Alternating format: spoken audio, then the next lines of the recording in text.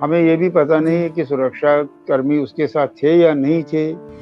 कभी हम उनको बताते थे कि देखो भाई वहाँ पर हालात ठीक नहीं है, अपने अपना ध्यान रखना, अपना ख़्याल रखना, लेकिन उनमें एक बड़ा वलवला था, जोश था, उत्साह था कि नहीं मैं काम करूँगा। तो जिसने वहाँ तिरंगा लहराने के लिए अपने सपनों को खत्म कर लिया, तो इसलिए सरकार का ये दायित्व बनता है कि इस फैमिली को बचाने के लिए एक one time compensation on that pattern जो अजय पंडिता को दिया है उसका इसकी कोई पूरी तरह से छानबीन कर लीजिए कि ये क्या कैसे है, हाउ ही वाज मतलब ट्रैप्ड देयर, कैसे इसका मतलब निर्मम तरीके से हत्या की गई। नमस्कार। आज मेरे साथ बातचीत में मौजूद हैं राकेश पंडिता जी के अंकल जवाहरलाल जी। हम सभी लोगों को ज्ञात है कि बीते 2 जून के दिन आतंकियों ने त्राल में राकेश पंडिता जी की गोली मारकर हत्या कर दी थी। नमस्ते सर।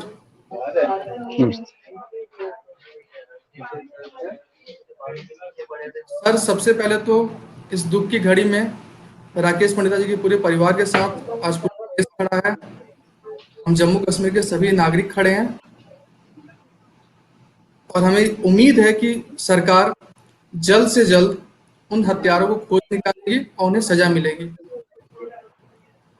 सर, अगर आप बता पाए तो उस दिन क्या हुआ था, कुछ घटनाक्रम आपके जानकारी में है सर, कि बिना नहीं, सुरक्षा के राकेश जी गए थे त्राल? देखिए हमें इसकी कोई जानकारी है ही नहीं, हम यहाँ पर जम्मू में हैं और वो जी, वहाँ पर अपने आबाई गांव त्राल में गए थे। हमें ये भी पता जी, नहीं है कि सुरक्षा कर्मी उसके साथ थे या नहीं थे, या जी, वो किस कारण भी नहीं थे, या किस कारण वो, या अगर नहीं थे तो क्यों नहीं थे, वो या उनको पता था या नहीं पता, वो यार totally unaware of all these things. हमें इनके बारे में जी। कोई जानकारी ही नहीं है, क्योंकि सर, हम ये सुन रहे हैं, मतलब पुलिस का वर्जन है ये, दिस इज जी दिस हाँ। Is a version of police की कि देखो ही वाज विदाउट सिक्योरिटी। अब क्योंकि स्वर्गीय राकेश जी को पता है कि वो उनको बताया था या नहीं बताया था, वो आए या नहीं आए, ये तो हमें कुछ इसके बारे में कुछ पता नहीं। लेकिन सर, ये सारी चीजें हम लोग जानते हैं, सभी लोग जानते हैं कि राकेश जी जमीनी स्तर पर लोकतंत्र को मजबूत करने के लिए लगातार काम कर रहे थे हम्म, और शायद यही वजह थी और यही विश्वास था उनका अपने लोगों के ऊपर कि वो बिना सुरक्षा के अपने त्राल में गए। वो त्राल के काउंसलर भी थे और लगातार जमीनी स्तर पर लोगों के लिए काम कर रहे थे। हम्म। तो आपको नहीं लगता कि कहीं उनका यही विश्वास अपने लोगों के ऊपर आतंकी इसका फायदा उठाएं? हाँ, ये सही बात है, क्योंकि उनका तो वो, क्योंकि हम तो असली मूल निवासी तो कश्मीर के ही हैं, तो हर जी, एक को अपनी जन्मभूमि से बड़ा प्यार होता है और जी, अपनी रूट्स के साथ वो जुड़ना चाहता है, एक लगाव जी, होता है, इमोशनल इमोशनल अटैचमेंट होती है। जी, और जब ये उनको एक मौका मिला कि वहाँ के वो पार्षद चुने गए, फिर वो वहाँ के प्रेसिडेंट भी बन गए, तो उसने ये सोचा कि मैं अब अपनी अपने आबाई गाँव की मतलब खुशहाली के लिए, तरक्की के लिए काम कर लूँ। तो ये बात है कि जो वहाँ पर जो शरद पवार बैठे हैं और या उनके कुछ जो उनके यहाँ पर जो रूट एलिमेंट्स है, उनको ये कहाँ खटकती है कि देखो कोई भी आदमी जो यहाँ से जो यहाँ से भाग के आए थे, अब वो वहाँ जाए वापस और वहाँ पर वो फिर इसे इंडियन ट्राई कलर लहराए, या अपने इसे मतलब देश की एकता और अखंडता को फिर और मजबूत कर रहे हैं, तो उनके लिए वो एक आइसोर होते हैं, वो उनकी बात को खटकती रहती है और उनको टारगेट बनाते हैं। उनके लिए वो सभी लोग खटक रहे हैं जो आज कश्मीर घाटी हम्म, में लोकतंत्र को मजबूत करने के लिए लगातार जमीनी स्तर पर हम्म, काम कर रहे हैं। हम्म। हाँ, ये सही बात है कि वो मतलब ये तो हमें पूरा ज्ञात है कि हमें भी सुना है कि वो हम इसे वो कभी हम उनको बताते थे कि देखो भाई वहाँ पर हालात ठीक नहीं है, अपने अपना ध्यान रखना, अपना ख्याल रखना, लेकिन उनमें एक बड़ा वलवला था, जोश था, उत्साह था कि नहीं मैं काम करूँगा। मैं आपको ये बताऊँ कि वो उसको उनको इतना उत्साह था क्योंकि 15 दिन पहले ही उनके पिताजी का देहांत हुआ था। जी। और वो जो मेरे बड़े भाई थे, लेकिन फिर जी। हमने उनको कहा थोड़ी देर रुको। उन्होंने कहा नहीं, क्योंकि अब आखिरी महीना तो अब खत्म हो गया है, मुझे वहाँ पर कुछ आंगनवाड़ी वर्कर हैं, उनकी सैलरी निकालनी है, ज़रूरी है, वो कहाँ जाएँगे?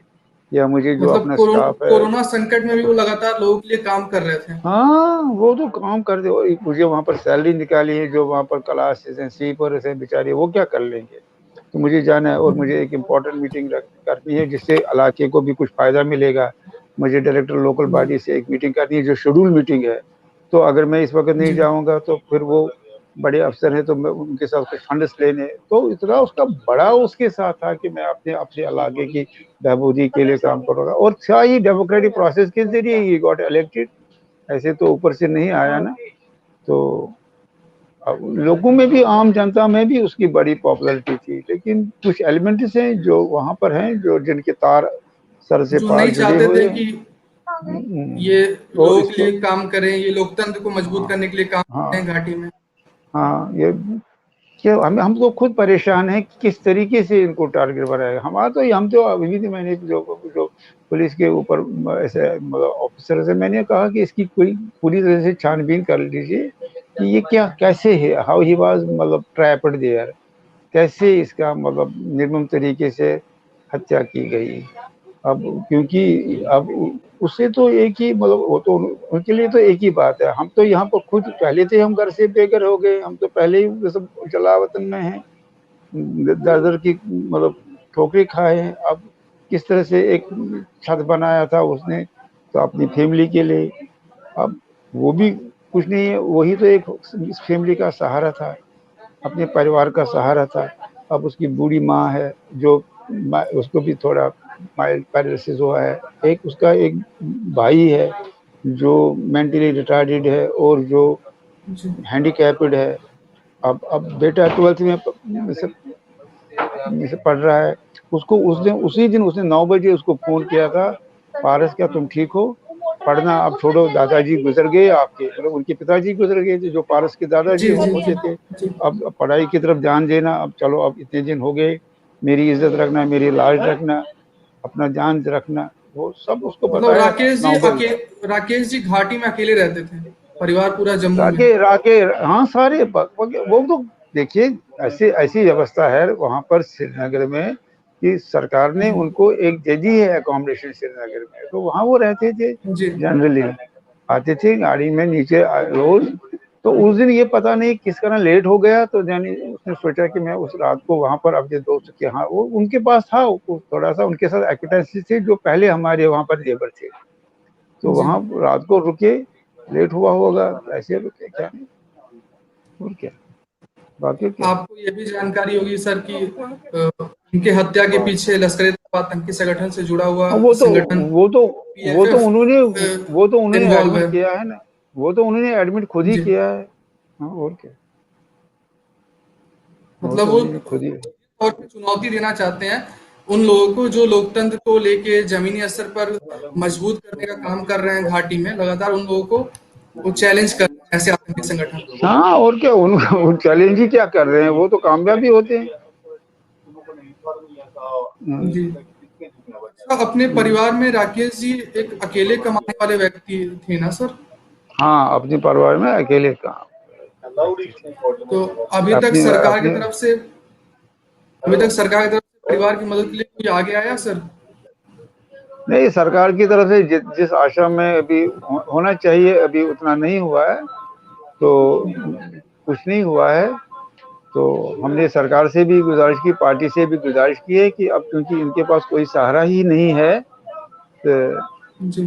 कोई बच्चे के जो ड्रीम से वो भी शैटर हो गए, बाकी घर में बहुत सी जिम्मेवारियां हैं, बुरी माँ है, भाई से हैंडीकैप्ड है और बीमार है, तो कुछ हमारी फाइनेंशियल असिस्टेंस वन टाइम दीजिए।